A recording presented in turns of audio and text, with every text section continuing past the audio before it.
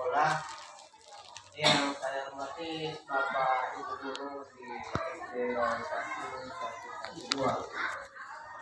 Saya berterima kasih di mana pada kesempatan ini hanya dalam waktu 10 menit saja saya sampaikan, karena kemarin kami mengikuti pelatihan di kabupaten dan mereka mengharuskan setiap sekolah itu untuk sosialisasi apa yang kami terima. Pertama dulu saya sebagai susunan acara, nanti kata pengajar dari kami sendiri. Yang kedua nanti materi yang kami sampaikan. Yang ketiga nanti kata arahan dari kepala sekolah. Nanti dari materi ini nanti boleh Bapak Ibu Guru memberikan satu masukan komentar tentang apa materi yang saya sampaikan. Ya, kita mulai saja. Untuk pertama kali kami sampaikan kata pengantar, yaitu kemarin kami sudah mengikuti pelatihan di kabupaten dan kami disampaikan tentang bagaimana budaya positif yang ada di sekolah. Budaya positif ini adalah banyak maknanya. Ya, misalnya di dalam penyelesaian masalah anak-anak kita, apa budaya positif yang perlu kita terapkan di sana? Ya, kalau pada zaman dulu, artinya kalau ada siswa yang bermasalah, dulu kita sering memberikan hukuman atau sering kita memberikan ancaman kepada anak-anak kita. Tapi budaya positif yang perlu kita sampaikan di sini, bagaimana kita menyelesaikan misalnya siswa kita ada masalah, dia tidak pernah misalnya tidak mau menulis contohnya, ya. Kita berkewajiban memberikan pemahaman sampai anak itu sadar supaya dia mau menulis. Kita berikan solusi seperti ini supaya kamu tidak ketinggalan seperti teman-teman yang lain. Sehingga ini merupakan hal budaya positif. Yang kedua, misalnya kalau kita berikan hukuman kalau anak-anak kita misalnya terlambat di sekolah. Kalau dulu ya kita sering alami pada masa kita sering dihukum secara fisik. Tapi sekarang kalau misalnya dia terlambat, kita berikan dia hukuman yang mendidik. Misalnya dia terlambat, kita suruh dia misalnya membersihkan sampah di lingkungan kelas atau membersihkan WC misalnya. Ini adalah merupakan budaya yang wajib kita biasakan supaya anak itu menyadari bahwa ketika dia salah, dia bermanfaat juga hukumannya buat sekolah. Sehingga budaya positif ini sebenarnya sudah kita lakukan sebenarnya, tapi hanya mereka kembali untuk menghimbau kita supaya tetap kita terapkan yang namanya budaya positif. Artinya budaya positif ini artinya ya hal-hal yang bisa membangun berkolaborasi dengan siswa kita dan Bapak Ibu Guru yang lain. Ya, karena di dalam guru penggerak ini harapannya kita mampu berkolaborasi baik kepada siswa kita, kepada Bapak Ibu Guru, bahkan kepada pimpinan kita. Karena guru penggerak ini bukan berarti dia orang hebat, tapi bagaimana dia untuk bisa bekerjasama dengan Bapak Ibu Guru yang lain. Ya, sehingga kira-kira itu yang bisa saya sampaikan untuk materi pertemuan ini. Dan setelah ini nanti saya berikan kesempatan kepada satu Bapak Ibu Guru untuk memberikan masukan ya bagaimana tentang budaya positif yang baik kita terapkan di sekolah kita ini. Terima kasih, dan kepada Bapak Ibu diberikan satu masukan detik yang bisa membantu. Terima kasih. Silakan. Mungkin dari saya ya, tentang budaya positif itu kan memang kalau selama di sini kita di sini tidak melaksanakan pemukulan ya. Kalau ada anak terlambat, terpungut sampah atau sebagainya. Tapi ada satu kasus, ada budaya positif yang kasus ada salah satu sekolah, kalau nilainya rendah, untuk mencapai KKM itu anak disuruh beli penyapu, supaya nilainya naik ke KKM-nya.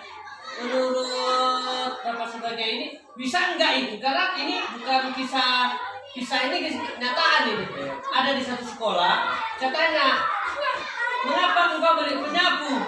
Karena nilaiku tidak cukup KKM. Makanya kata Bapak Ibu itu disuruh beli penyapu untuk memenuhi KKM. Memang dari segi itu ada budaya positif. Apakah itu tidak melanggar dari ketentuan sekolah itu ada? Ya baik. Sebenarnya ini memang sering terjadi ini di sekolah-sekolah ya. Dan ini sebenarnya tidak diperbolehkan. Kenapa? Kan namanya budaya positif itu kita membuat sadar siswa kita itu supaya dia mampu mengikuti materi yang kita berikan. Kalau misalnya kita suruh dia menyapu, tentu materi yang kita berikan sama dia tadi tetap dia nggak tahu. Beli penyapu kan? Iya. Membeli. Sapu untuk mencukupi. Iya. Berarti kita bebankan dia berupa membeli sesuatu lagi sekolah. Tetapi materi yang kita sampaikan sama dia sudah jelas dia tidak tahu. Lah, bagaimana solusinya? Artinya kan kita berikan pemahaman, misalnya contoh tadi ada siswa saya di kelas 4. Setelah saya jelaskan, betul-betul dia tidak mampu, ya. Dia nggak mengerti apa yang saya sampaikan. Ketika saya panggil temannya yang mengerti, saya bilang, sini dulu. Caranya seperti ini, ya coba jelaskan sama teman. Mungkin yang kita sampaikan kan kurang paham dia. Ketika temannya menyampaikan, anak itu tahu dia. Sehingga kita membuat sadar dia bagaimana menyelesaikan materi yang kita sampaikan. Sehingga itu namanya budaya positif. Tapi kalau ini tadi namanya budaya negatif. Kenapa?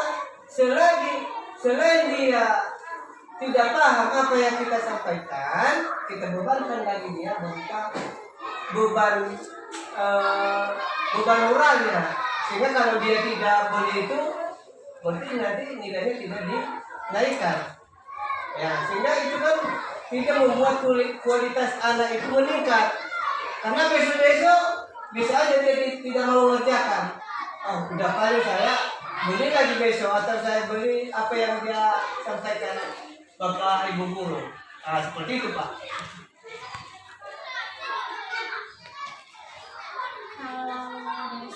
Ya. Kalau diberikan hukuman seperti yang disampaikan oleh Pak Gadis, itu tidak logika. Karena saya juga sebagai orang tua siswa, dan saya tidak tersedia. Jadi sepertinya hukuman atau beban yang diberikan kepada anak itu saya tidak terima. Saya punya alasan. Karena itu anak sekolah, pasti dia tidak, istilahnya dia masih belum memiliki penghasilan. Karena dia penuh untuk dibiayai dengan orang tua. Jadi kalau menurut saya di sini itu ditegaskan itu, kalau boleh jangan dibebankan kepada siswa. Karena siswa itu sudah jelas-jelas dia ditanggung oleh orang tua. Jadi andaikan kita bebankan hal itu, pasti kan itu beban orang tua. Jadi maksud saya dalam hal ini kita biasakan anak didik kita itu memang benar-benar dia perlu untuk belajar, untuk membebani hal lain untuk beli ini itu. Menurut saya tidak logika dibebani kepada siswa kita.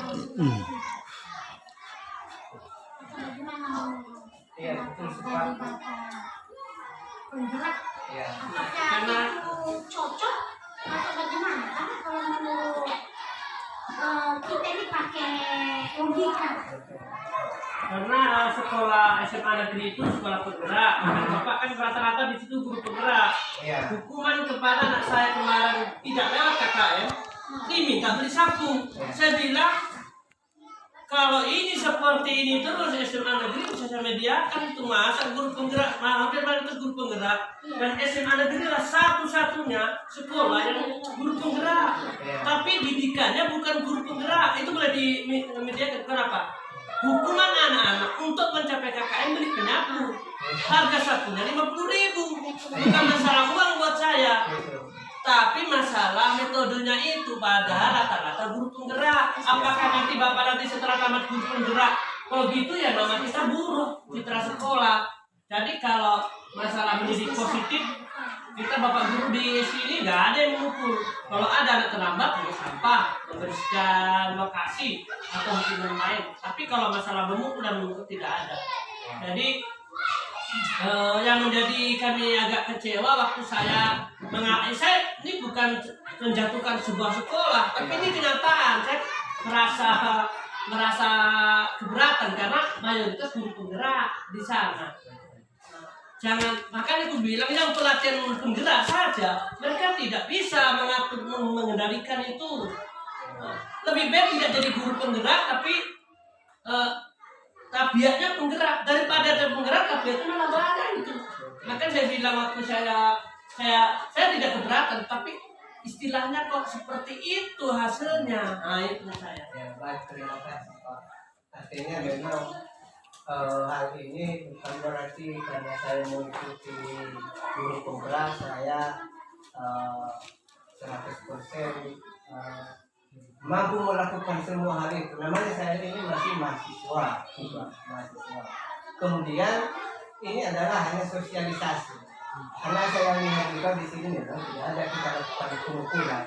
Tapi dengan kita harus mengingatkan kembali, artinya kita bakal guru kompak, artinya sama-sama punya pemahaman budaya positif ini, bagaimana anak didik kita itu memiliki kualitas dengan tidak melakukan yang namanya hukuman fisik.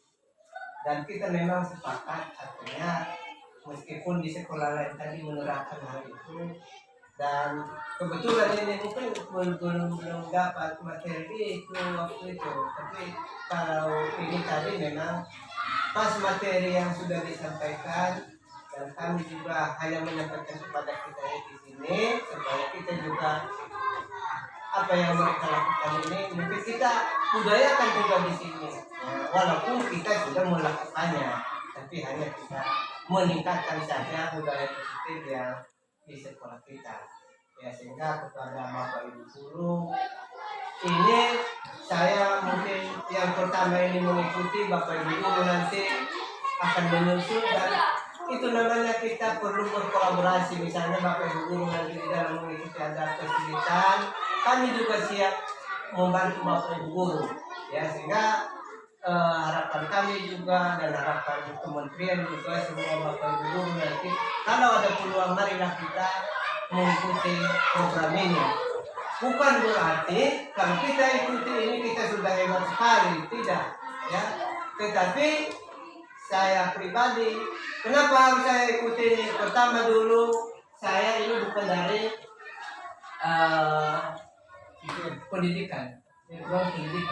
Kedua, ini adalah program pemerintah. Sehingga kalau kita tidak mengikuti ini, tentu dalam pribadi saya mengoreksi ada kekurangan. Sehingga saya perlu mengikuti banyak pelatihan.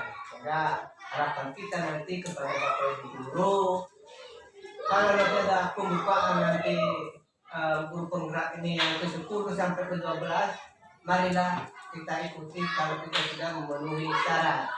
Ya, meskipun untuk sementara kita tidak dapat apa-apa, tapi yang kita dapat adalah hanya ilmunya saja sementara. Tapi kebijakan pemerintah nanti kita kurang tahu ke depannya tentang apa kebijakan tentang guru penggerak ini. Yang jelas ini adalah merupakan aturan yang wajib kita ikuti seluruh Bapak Ibu guru. Ya, sehingga kira-kira itu yang sementara yang bisa saya sampaikan. Kalau ada lagi tambahan dari Bapak Ibu guru dipersilakan sebelum Ibu Pasek ada. Ya. Ada pertanyaan.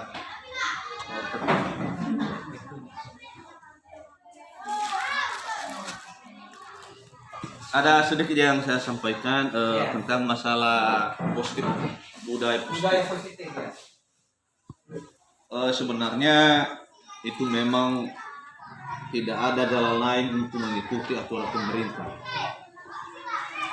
Cuma saja ada yang perlu saya sampaikan untuk mengatasi anak-anak yang misalnya anak-anaknya bandel. Tadi Bapak menyampaikan bahwa tidak bisa dipukul. Itu memang menurut aturan sekolah. Tapi contohnya ada satu anak dinasihati tidak mau, disuruh didenda untuk contohnya mengangkat sampah di perkantoran sekolah, itu tidak mau juga. Tapi anak-anak itu baru takut dia dipukul. Nah, solusi apa yang kita gunakan di dalam mendidik anak seperti itu? Karena anak-anak sekarang ini bukannya hanya satu perbuatan mereka berbeda-beda. Ada siswa baru jurah dipukul, ada siswa dinasihati berubah. Tapi langkah yang kita ambil di situ adalah hanya untuk strategi bagaimana cara untuk mendidik anak-anak apa yang cocok di dalam pribadi siswa tersebut. Tapi kalau memang pemerintah untuk melarang seperti itu makanya sekolah sekarang ini tetap anak-anak sekolah dari tingkat SMA ke SD bisa menantang guru.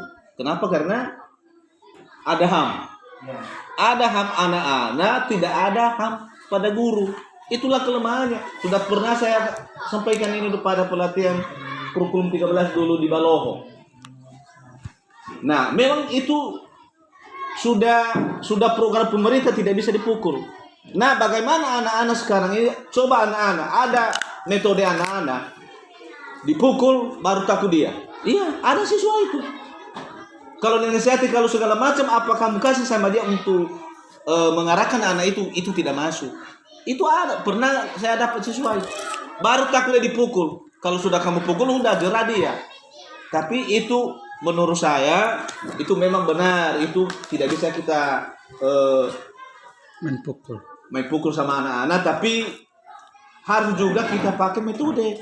Kalau itu saja kita pakai untuk siswa, itu bisa juga nanti siswa itu tidak berhasil karena tergantung siswanya. Banyak perbuatan siswa yang saya lihat di sekolah ini.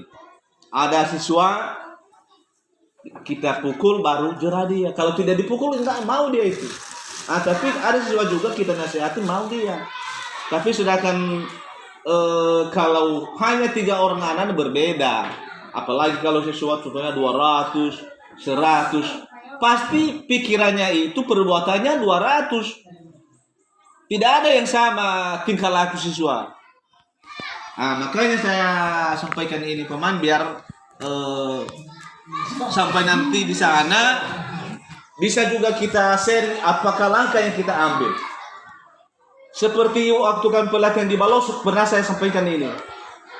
Bagaimana siswa kenapa tidak melawan siswa? Ada perlindungan anak. Guru takut. Makanya semua siswa dari tingkat SD, SMP, SMA menatang terus. Jangan-jangan di SD ini di SMA bisa melawan guru. Udah banyak kejadian. Makanya saya tanya sama tutor yang kemarin itu, tanggapan mereka hanya diikuti saja karena program pemerintah itu nggak bisa kita ngelak. Kenapa? Yang saya sampaikan kemarin itu, pemerintah itu sebagai pilot, kita sebagai penumpang. Kalau sesat pilot, berarti penumpang sesat juga. Tapi kita harus berpedoman kepada mereka, Menteri Pendidikan. Karena selama tertukar Menteri Pendidikan, tertukar lagi undang-undang, peraturan. Begitu juga nanti sudah pilpres ini. Mungkin ada nanti ide Menteri Pendidikan yang baru lagi, ada penemuan baru lagi, kita ikuti saja. Yang penting kita sesuaikan dengan keadaan sekolah, itu saja. Terima kasih. Baik, terima kasih dulu dari Pak Duha. Artinya ada satu masalah yang dia sampaikan bagaimana cara menyelesaikan ini. Memang di dalam menyelesaikan anak ini memang kalau menurut orang tua dulu hukuman yang diberikan kepada setiap orang ini ada bermacam-macam. Ada orang dia suka dengan kekerasan, ada juga orang dia suka dengan teori saja. Iya. Nah, yang kita hadapi orang ini kok nggak mau, dia mau kita pukul dia atau mau kita konsultasi baik-baik, tetap tidak mau. Ini sebenarnya karena baru kita melakukan, diharapkan kepada kita penuh kesabaran. Saya kasih contoh anak saya sendiri di rumah. Jangankan dia mau mengikuti, kalau saya suruh dia ambil itu. Kalau dipukul baru mau. Nah, tapi ketika saya merubah metode saya, ya, karena bosan juga dia kalau saya panggil terus, ya kenapa kalau disuruh tidak mau? Siapa yang ajarin kamu itu? Nah, menurut kamu yang kamu lakukan ini salah atau tidak? Kalau disuruh orang tua, atau menurut bapak ibu gurumu di sekolah mengajari kamu kalau disuruh orang tua jangan mau, betul itu? Katanya tidak, Pak. Ya, tapi kenapa kamu gak mau kalau orang tua menyuruh kamu? Kamu sadar bahwa yang kamu lakukan itu salah? Dia bilang sadar. Ya. Baru saya sampaikan, berarti besok-besok kalau orang tua menyuruh kamu, bapak ibu guru menyuruh kamu, wajib Anda lakukan. Ya, karena kalau kamu tidak melakukan, kamu sendiri ya mengalami resiko. Anda tidak senang bapak ibu guru sama kamu, orang tuamu tidak senang sama kamu tidak akan nyaman di sini. Karena pasti kalau kamu tidak mau mengikuti apa yang kami suruh kamu, saya tidak akan kasih tinggal kamu sini, kamu cari tempatmu yang lain. Tapi karena masih anak-anak, dia punya rasa ketakutan. Iya. Ya. Saya pernah alami yang Bapak alami itu waktu SMA, bukan di sini, di SMA Pelayanan. Mereka itu lebih tinggi sama kita, Iya. tapi jiwa-jiwa kita itu jiwa-jiwa panas. Ya. Ketika saya tegur dia, mereka buat ribut, satu kelas kompak kasih suara burung. Ya. Saya tanya siapa yang apa itu ribut? Bukan saya, Pak. Tanya semua, nggak ada yang ngaku. Nah, ketika saya sudah tahu dia salah, pada saat itu saya boleh masuk untuk ini. Ini siapa tadi yang kasih suara-suara itu? Karena orang ini dari Gomo, dia banyak dimati-mati. Ya. Masa langsung dia bilang sama saya, kok apa tanya-tanya saya? Saya emosi. Ya, terus siapa yang apa itu? Karena juga saya tidak kontrol diri, saya ambil emosi. Langsung saya pukul anak itu. Akhirnya anak itu apa namanya keluar darah di mulutnya. Dilaporkan saya sama yayasan. Tapi yayasannya si Bapak Manal Kumbagi. Dia bilang sama Bapak yayasan itu, udah bisa sama Kumbagi itu. Dan kalau sama saya. Saya juga merasa bersalah karena saya sudah memukul anak itu. Ketika saya panggil dia di kantor, anak ini saya tanya kenapa kamu seperti itu.